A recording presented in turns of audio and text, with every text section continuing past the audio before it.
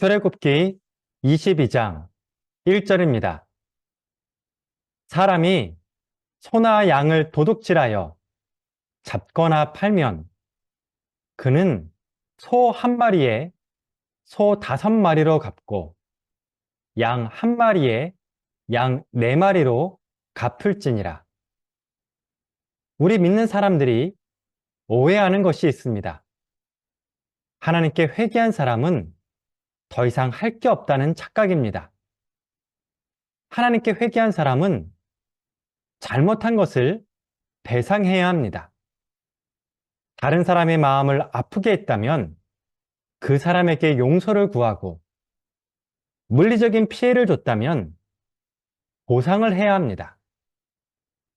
이것이 진짜 회개입니다.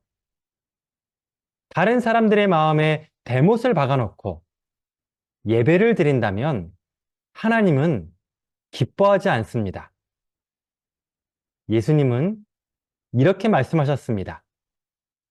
예물을 제단에 드리려다가 거기서 내 형제에게 원망 들을 만한 일이 있는 것이 생각나거든 예물을 제단 앞에 두고 먼저 가서 형제와 화목하고 그 후에 와서 예물을 드리라.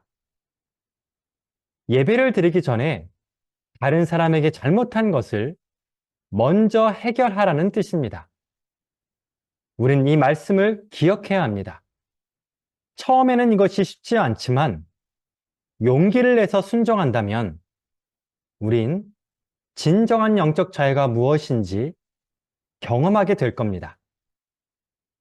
죄악 속에 살면서 회개 기도만 드리면 신앙과 삶이 갈라집니다. 회개와 배상은 같이 가야 합니다. 배상법을 요약하면 다음과 같습니다. 소와 양을 훔쳤을 경우 2배로 배상해야 합니다. 만약 훔친 소와 양을 잡았거나 팔았다면 소는 5배로, 양은 4배로 배상해야 합니다.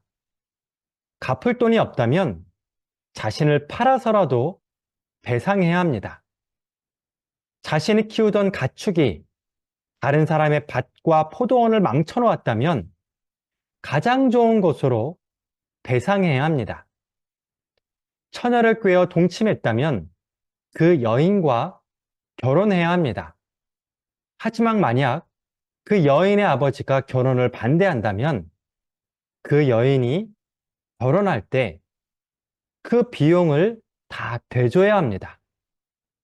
다른 사람을 다치게 하면 피해자가 완전히 회복될 때까지 치료비와 손해를 보상해줘야 합니다. 만약 주인이 남종과 여종의 이빨을 부러뜨리거나 한쪽 눈을 멀게 했다면 그 보상으로 종을 자유롭게 풀어줘야 합니다. 이 밖에도 다양한 배상법들이 있지만 그 핵심은 한 가지입니다. 누군가에게 물리적인 피해를 줬다면 반드시 그 피해를 보상하라는 원칙입니다. 하나님은 우리에게 제사법도 가르쳐 주셨지만 배상법도 가르쳐 주셨습니다. 우린 이 원칙을 기억해야 합니다. 우리가 이 원칙을 무시해버리면 영화 밀양 같은 피해자가 생길 수 있습니다. 영화에서 어떤 남자가 전도연의 아들을 납치해서 죽입니다. 전도연은 그 사건을 계기로 예수님을 믿게 됩니다. 신앙이 깊어지자 살인자를 찾아가 면회를 신청합니다. 살인자를 용서해 주려고 면회를 간 겁니다. 하지만 살인자는 너무 행복한 얼굴로 전도연을 맞이했습니다. 하나님은 이미 자신을 용서해 주셨기 때문에 행복하다는 겁니다. 그는 이렇게 말했습니다. 눈물로 회개하고 용서받았습니다. 그리고 나서 마음의 평화를 얻었습니다. 아침에 일어나자마자 기도하고 하루하루가 얼마나 감사한지 모릅니다. 이 말을 들은 주인공은 충격을 받습니다. 그 살인자의 관심은 오직 자신의 영혼뿐이었습니다. 자식을 잃어버린 어머니의 고통은 안중에도 없었습니다. 하나님께 용서를 받았다면 우린 사람에게도 용서를 구해야 합니다. 보상할 것은 보상하고 용서받을 것은 용서받아야 합니다.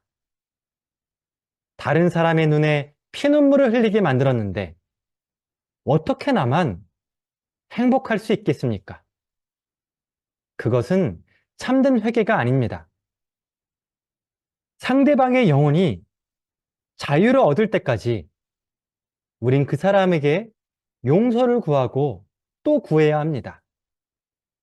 이것이 하나님께 용서받은 자의 온전한 태도입니다. 기도하겠습니다. 하나님 아버지, 다른 사람에게 피해를 줬다면 그 피해를 보상하게 하여 주옵소서. 성령님의 음성을 피하지 않게 하시고 정직한 영혼을 새롭게 하여 주옵소서. 예수님의 이름으로 기도드립니다. 아멘.